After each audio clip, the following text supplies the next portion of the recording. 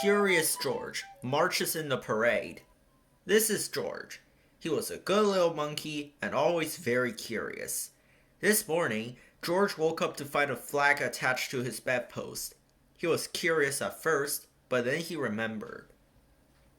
It was Celebrate Our Town Day! And there was going to be a picnic. There was going to be a parade. Good morning, George, said the man with the yellow hat. Are you ready for Celebrate Our Town Day? George packed his wagon with everything he would need. His flag, his picnic basket full of delicious snacks, and his little trumpet, of course. Time to go, George, said the man. George could hardly wait. Everyone in town was heading to the park for the celebration. George and the man met some friends on the street. They had flags and picnic baskets too. George was very impatient to go, go, go, but he remembered to wait for the red light before crossing the street. Finally, they arrived at the park.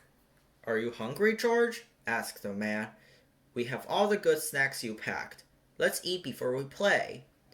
George felt impatient again. He wanted to climb trees, but he was also feeling hungry. He and the man had a delicious picnic.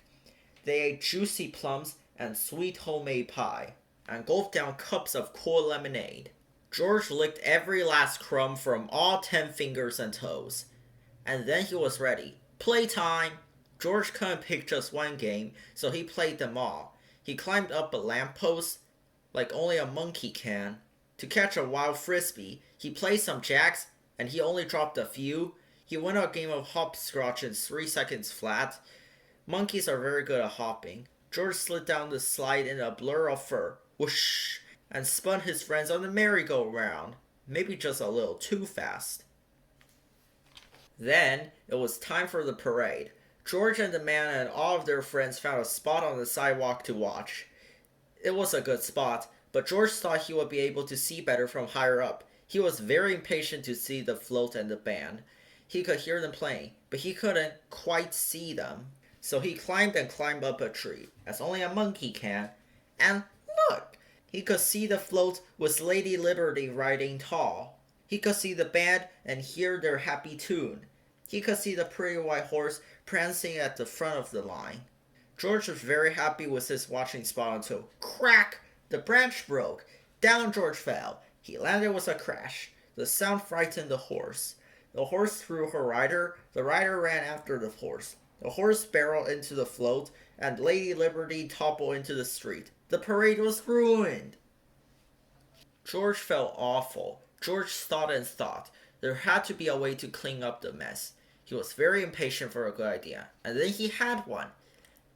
He needed a dress, some stars, and some string. Something for a torch, an ice cream cone, of course. And, last but not least, the horse. Luckily, she was as impatient for a snack as George was to get the parade started again. Finally, everything was ready. Lady Liberty held her torch high. The band took their places and tuned their instrument.